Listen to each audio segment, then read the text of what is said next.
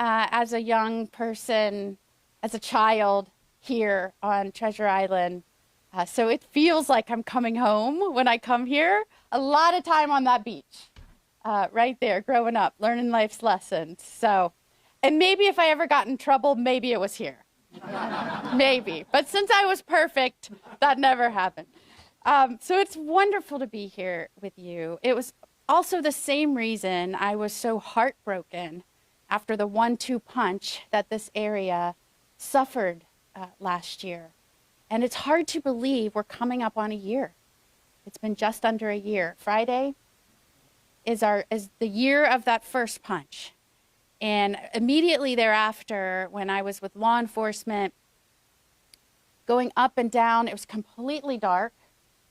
No lights, people out everywhere trying to protect their homes. We were very, very vocal that this was going to be a safe place to recover, and that the last thing people should be worried about was crime or theft in the middle of just trying to get back in and protect their homes and their families. And I just remember being heartbroken as I drove around and just saw the destruction here. And, you know, things work out in very mysterious ways, but there was an announcement last night, if you saw, a $113 million block grant to Pinellas County to go to low and moderate income folks that are still struggling or struggled this past year with housing. And we are so excited about that.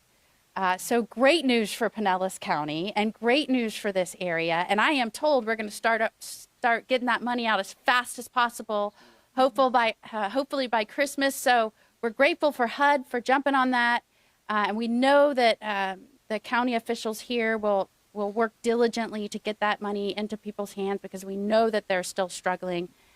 And I'm so proud to now be in Washington on behalf of you as your senator, to make sure that these things are moving and running efficiently, and that they're paying attention to people that are still struggling. We saw that, we're just coming up on a year and this money's getting pushed into the county. And someone had mentioned, well, wow, that seemed like a really long time. And I wanted to thank the commissioner who jumped in and said, no, you don't understand the way this is working. In under a year, it's warp speed for the way these things have worked historically. And so I know those of you that have been in leadership for a long time here in Pinellas County, and I see many familiar faces here today with me. This is a celebration about resources coming, and we'll keep paying attention. We'll keep focusing on how we restore Pinellas County and make it strong, especially here where it was hardest hit in Treasure Island. I know for many months, and still going, we have fire and police working out of trailers. And that is difficult. Coming from a law enforcement family, as you know, my husband is a law enforcement officer. It is difficult work anyway. And trying to work out of a trailer as you're stepping out every day to put yourself between chaos and order and crime and safety. You want to have a place you can go back to, a home base, so to speak, that's stable and safe and secure. And trailers can't be a long-term solution. So we are committed to helping this county, and I know there's great news ahead. We're getting new buildings.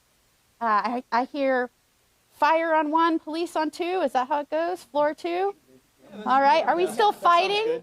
Are we going to have a charity tournament or something to see who gets floor 2? Perhaps. Just an idea. We also have a firefighter in our family. There's a big red versus blue battle. And I don't mean the one that everybody thinks of. So it's great to be back here in my hometown or home area of Tampa Bay. Mother Nature certainly disrupted us, and I know here in Treasure Island it really took a hard hit. I know as a state leader we were very focused on this area, personally visiting many times, and who would have known just a year ago when I was out here patrolling these areas with law enforcement that I would be able to take your needs and your voices to our nation's capital. And now today, the morning after it was announced that help is on its way in terms of resources, truly, it means the world to me to be operating in this capacity, in this role as your senator. I hope you know, and I hope you can hear it in my voice, I am very focused on making sure that Washington is working for our state. And as Attorney General, when I was so fierce about holding the agencies accountable not only to the scope of law in which they were given, but making sure they weren't getting or interfering in the way we wanted to lead the state and the policies that we wanted to implement. And we've shown that if we stay true to a mission and getting things done, you'll break all records. I mean, new business formations were #1. Tourism records, we're breaking them. People wanting to move here, I mean, my goodness, I think people are elbowing each other out of the way to get here. We know how to lead here in Florida, and so much of my work as AG was keeping Washington out of our business and fighting with agencies. So you better believe, as Senator, I've already been involved in these agencies, making things work for Florida, and we've already been delivering results, whether that's rule changes or getting things put into legislation to make this state work or to make Washington work for Florida, and I'll keep doing that. I hope you can hear in my voice how excited I am to be in that new role.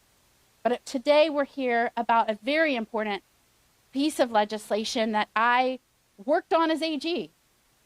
There were numerous former FEMA directors at the time that were calling out car manufacturers that stopped putting AM radio in new vehicles.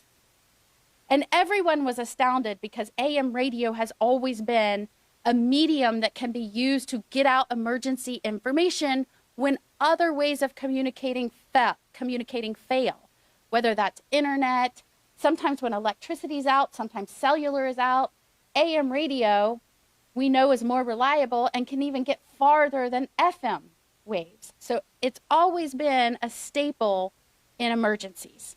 And so when we learned that some car manufacturers stopped putting it in vehicles, that was a concern for so many former emergency managers and directors. And certainly, as you can imagine, someone that works with law enforcement and fire, that's on the front lines in times of emergency here in Florida, it was especially a concern to me as Attorney General.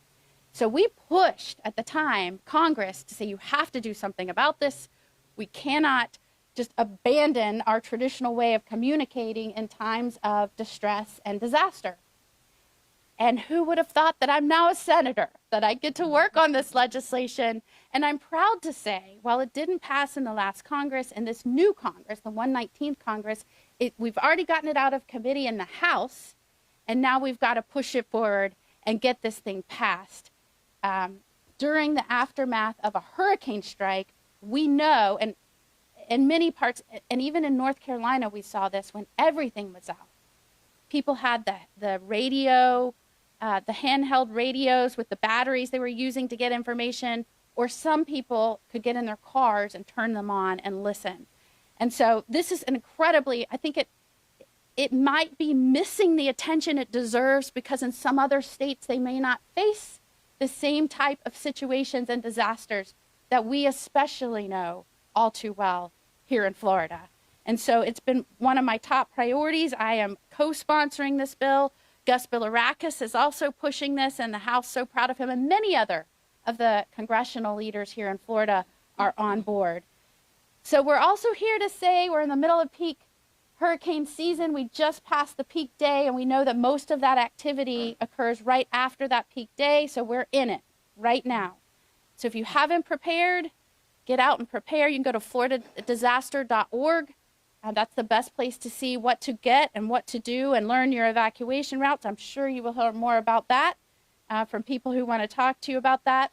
But this was very important to me to get here and spend some time here in Treasure Island. I promised I would be here, and I didn't want to let your law enforcement and your community leaders down. You're going to be hearing from another favorite of ours and friend from AM radio. I'm so glad he could join us. But without further ado, and before I get back up to close us out, I want to call up Chief Bars.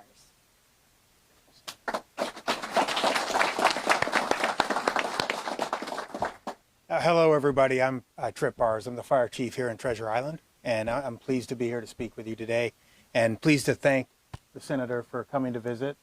It means a lot, especially on the anniversary, the one-year anniversary. We've been through a lot. This was devastating. Back-to-back hurricanes We talked about it for years in our annual hurricane preparedness talk with our residents. And now we're seeing the result of that. We're in recovery mode, and we had to set the expectation. This is a years-long process. The state has been great to work with. FEMA's been great. I look forward to working with the senator and helping us with our infrastructure. We lost our police and fire station. We have no EOC. A lot of our community buildings were damaged, our recreation, our public works facilities. We need to get concentrating and working and funding the rebuilding of those facilities so that our residents and businesses can rebuild themselves. We have to have the infrastructure done before we come back to a vibrant community that you all know us to be. And then we welcome the visitors, and it's Treasure Island from there on, right? So we're going there, and we appreciate the federal help. I can't say enough about the bill on AM radio. Communication is key, especially in those first few hours and days following a natural disaster. Reliable source of information. We can't get this stuff from Facebook and word of mouth. You need a medium and a broadcast medium that is durable, rugged, reliable, and that's AM radio. So it needs to be in cars. You need to have that in an AM radio. They make hand crank and solar radios. Get one of those, put it in your emergency kit. Florida Division of Emergency Management's website, the senator spoke about, great place to go to get prepared. So thank you for your time, and thank you again for being here. And here's knocking on wood that we get through this hurricane season without a repeat and go from there. Chief Parker.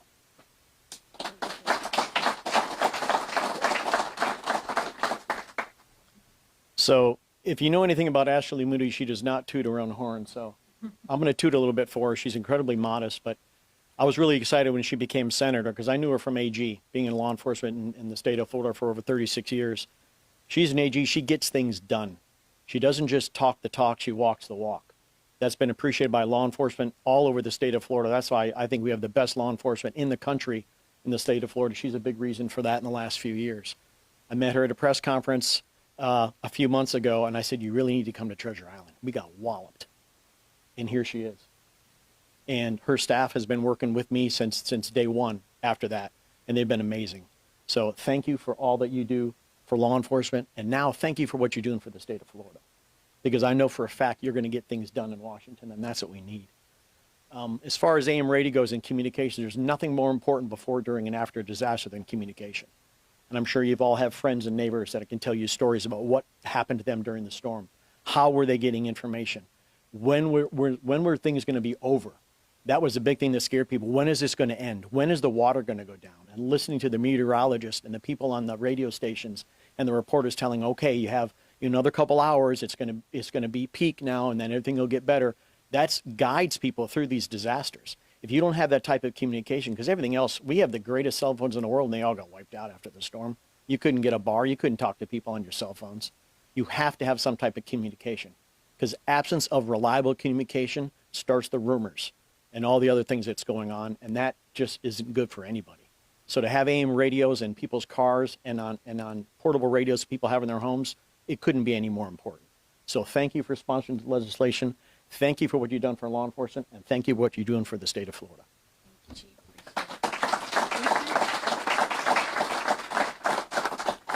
Well, good afternoon, everybody. My name is Brian Scott. I'm chairman of the Pinellas County Commission. And I want to thank Senator Moody from the bottom of my heart for coming down to Treasure Island here and talking about the most important thing we do as elected officials, and that is ensure public safety. And I want to really give her kudos for her initiative on AM radio. As we found out last year in an emergency, we may go days, perhaps weeks without power. And when we lose our digital devices, as Chief Barkley just mentioned, you can't get a bar, you can't get any signal. AM radio is what always comes through, whether that is in your car or whether that is a hand crank or a battery-operated one that is in your kitchen countertop. That is how you communicate with people. I remember, when I was a kid, you get in your mom and dad's car back in the early 70s, and they've got that old Philco analog AM radio, with the big buttons that you would push and move the needle over. And you were really high society if you got one with an 8-track. but it always worked. It never failed. I mean, maybe the 8-track didn't work, but the AM radio always worked. So thank you very much, Senator Moody, for spearheading this. I think this is going to do a lot to ensure public safety. And as the senator spoke about as well, last night we had a great announcement that the county has $813 million of community development block grant funds that are available. And we have hired a company to manage that process for us. We will be accepting grant applications here in a few weeks with the goal of getting money out into people's hands by Christmas. This is people first money. This is money that is designed to help people recover, lift you up, get you back into your homes. So for more information, you can go to recover.pinellas.gov or just simply text 888-777 for more information. And then lastly, I just want to touch on beach nourishment. And thank you so much to Senator Moody and her staff for jumping in early and often as soon as she was sworn in to help us with conversation with the Army Corps of Engineers. With her efforts, along with Senator Scott and Congresswoman Luna, we've had some very productive discussions with the Army Corps of Engineers on this easement language stuff, and feel that by our next nourishment cycle that we'll hopefully have them back in as partners. But in the meantime, we're doing beach renourishment 100% on our own with $125 million of our tourist development tax dollars. That project started about 2 weeks ago on Indian Shores, and it's going to be moving south. So for some perspective, if you get a chance, go out and take a look at that. And you will see that we are adding over 7 feet of elevation to the beach and extending the beach out quite a significant way. So when you go out and you see what we didn't have versus what we're going to have, that is our #1 defense for storms, for storm protection. So it is a huge deal for us, and I just want to thank Senator Moody and everybody for all their help getting that done. So thank you very much. And now, Roger Schulman. I'm Roger Schulman with Salem Media. I work for a number of AM radio stations, including 860 WGUL here, 930 WLSS in Sarasota, and several others.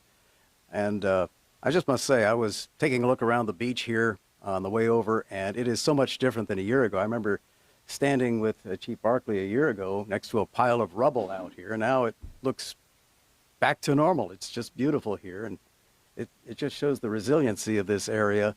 And, of course, the mayor of my beautiful city, Mayor Rector of Clearwater, they've done a wonderful job getting things back to normal, too. It's almost back to normal, but not totally. But no one would know it if they didn't live there.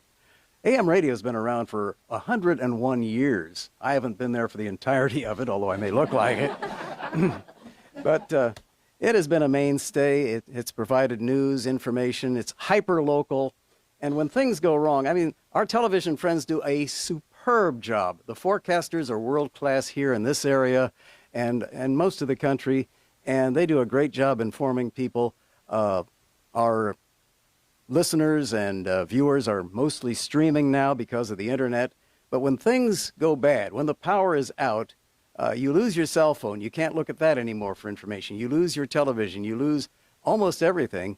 And FM radio is great, but it is a horizon-based medium. It shoots to the horizon, 40, 50, 60 miles, and that's it. Nice thing about AM radio is if everything is gone, you will be able to pick up stations from beyond your area, particularly at night. Here you'll be able to hear 750 WSB in Atlanta. WBT in Charlotte will come in well. And if a horrible disaster happens, another hurricane where everything is gone, you'll be able to hear those stations, and those stations will serve you. And so many people told me after the latest hurricanes, I didn't have a radio in the house. The cell phone was dead. We lost everything there. So we went out in the garage and we listened to the AM radio in the car. And that's why this legislation that Senator Moody and formerly Attorney General Moody has done such a great job promoting is a public safety measure that will really save lives if it is implemented. Taking the radios out of cars, there's some political things involved in it. A lot of AM radio is thought to be on the Republican side, that sort of thing. And it's a cost measure. If they can eliminate $50 in each car and they make 1 million cars, that's a lot of money. But to eliminate that public safety factor is something that is really a detriment. And to have our legislature, our national legislature, pass this bill is really essential. And to hear that voice in the night, when there is no lights, no air conditioning, nothing works, to hear that voice in the night giving you some information or just reassurance is truly a wonderful thing. And I would like to thank everyone for the support you've given us, and we hope we do not have to provide that support to you this season. No more hurricanes, please. Thank you so much.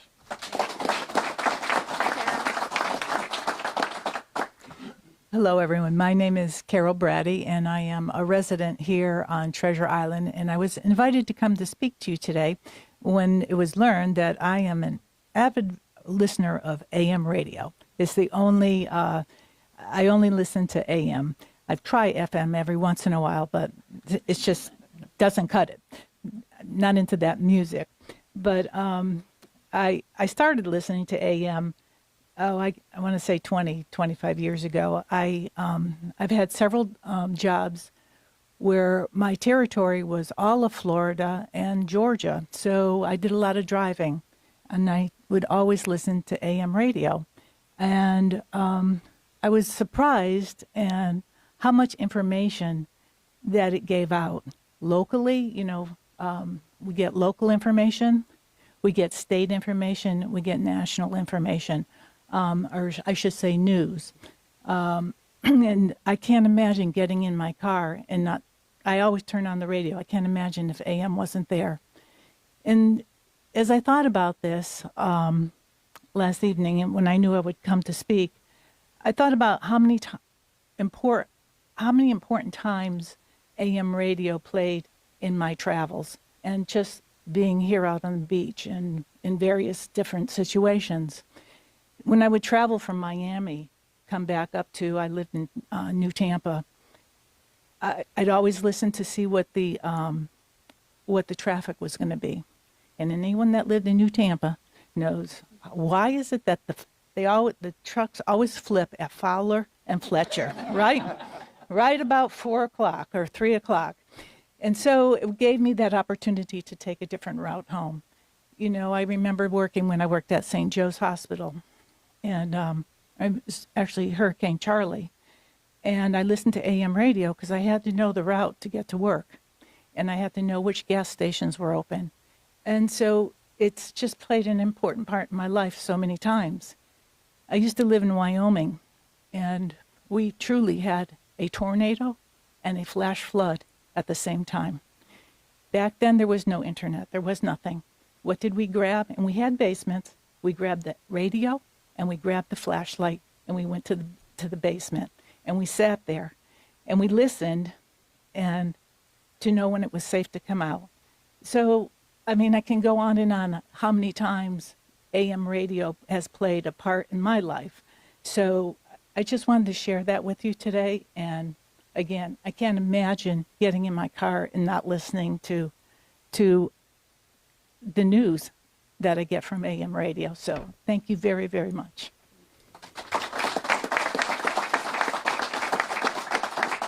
I think Carol, like many, many others during these storms, listened to AM radio to find out what happened, what was going on when all the power was knocked out, even here in Florida.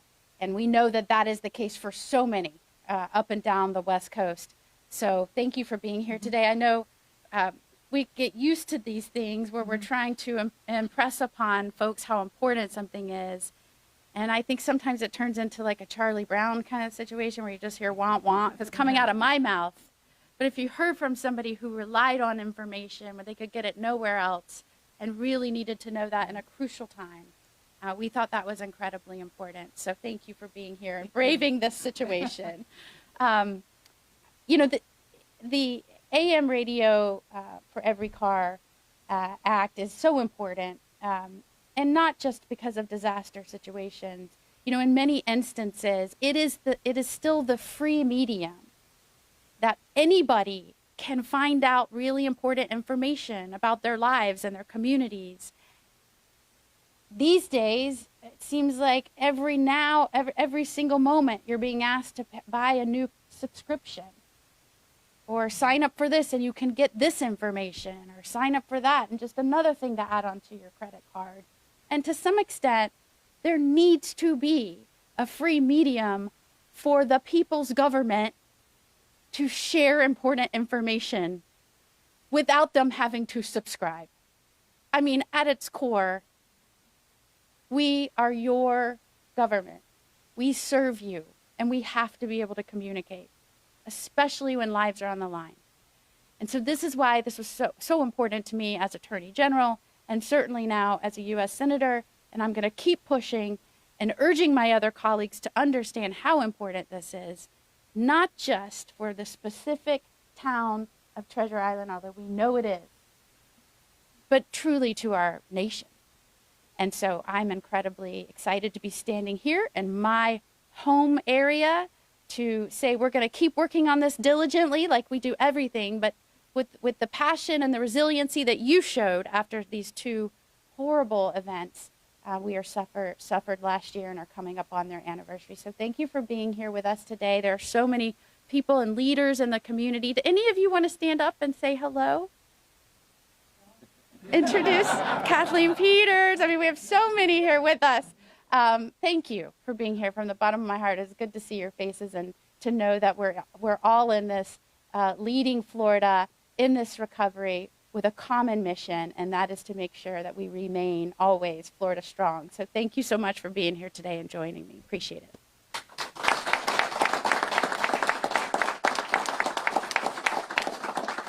And I almost forgot, we might have some questions in the back. Anybody have any questions for anybody up here?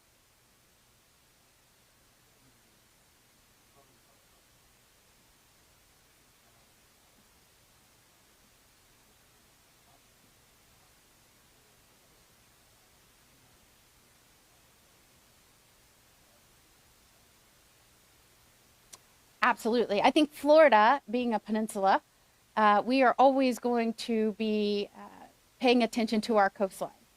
And so much of our state's success and economic prosperity and strength of our communities relies on us having coastline, a strong coastline, and the restoration of that when needed. And so I'm excited to be a part of those efforts. Thank you very much for the recognition.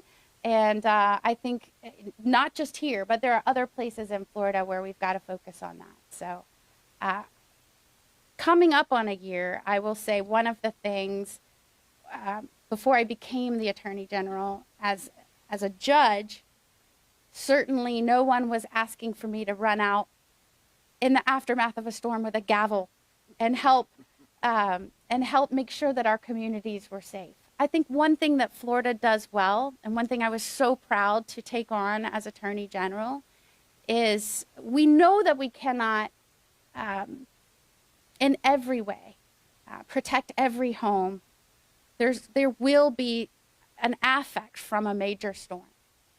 And I think what we've done well here in Florida is we are incredibly prepared. I will give it to Kevin Guthrie. He has already been up to meet with me numerous times in Washington, focusing on ways that we can help Florida. That is your state director here in Florida, traveling to Washington already in anticipation, not just talking about recovery, but anticipation on what we can do better together. And so I think here in Florida, what we've done well is be very proactive in getting folks ready, plan strategically, and then understand in the aftermath, these will be the demands, having things staged to be able to efficiently respond.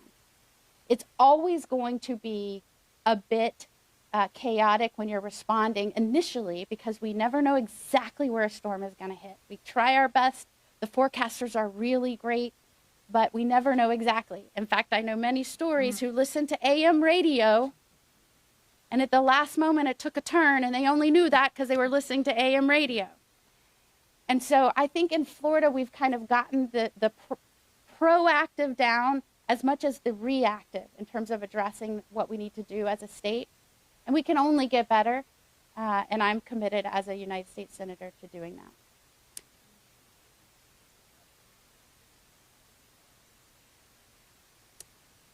Do I see I think with AM radio, I think we have forgotten the importance of AM radio. And that's why I was so proud of our former FEMA directors that came out. It wasn't a political issue. They all came on board as former FEMA directors and said, this cannot happen. We're starting to see a trend in some new vehicles where they're dropping it totally. And recognizing that, they're like, we have to get out in front of this. If you don't get out in front of it before more start doing that, that's going to be a challenge, and it's going to be hard to unwind that. And within the legislation, it makes an effective date and asks specifically for certain options to be offered and other ways to make up for that time period where AM wasn't included. But I think this happens as a society as we move forward and things change and new technologies develop. And it will happen not just in the AM radio arena. It will be a million other things as we move forward as a people trying to live together in a civilized society, and how we do that in a safe way, because things change. And so you're always going to have to go back and say, okay, this has happened. How is this affecting us as a whole, as a people trying to live safely and securely? What do we need to do to make sure that we maintain that ability, even though the world is changing and technology is changing at lightning speed? And this is one of those things. I think sometimes you have to have leaders, and you're very fortunate here to have people that really have their finger on the pulse of what's going on.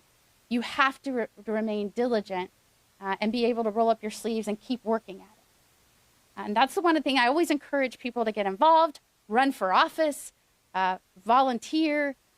We're kind of all trying to do this together. I think that's one of the reasons Florida is so successful. One of the reasons Tampa Bay is so successful is because you have people willing to do that. And they don't just get into these positions and say, okay, I'm in this position.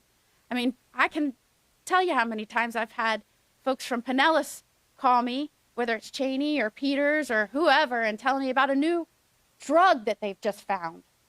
And nobody's talking about this, and we need to do something about it because our numbers here are unacceptable. And if we lose another kid to this, their head's going to explode.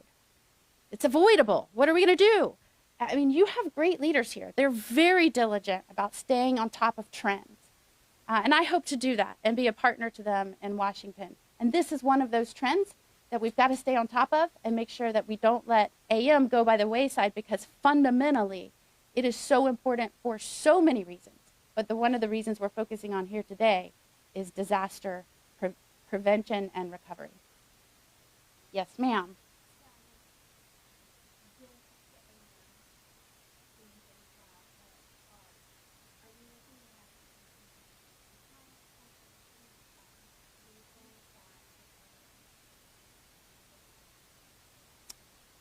That's a great question. So in this legislation, we are focused on making sure we're stemming the tide of taking AM out and making sure that manufacturers are keeping AM in there. And then it addresses some of the options for those where it's not in there, just during this brief period of time where a few manufacturers have started taking it out. So it does address that. And so if we can get it passed, I think it'll go a long way to ensuring AM remains in every vehicle. So thank you very much for bravely asking those questions. We're going to stop here, but we are going to be around to take more questions. Really appreciate, again, you guys being here. And if I could ask this group, they're going to tell us to get together to take a picture. Okay. Thank you.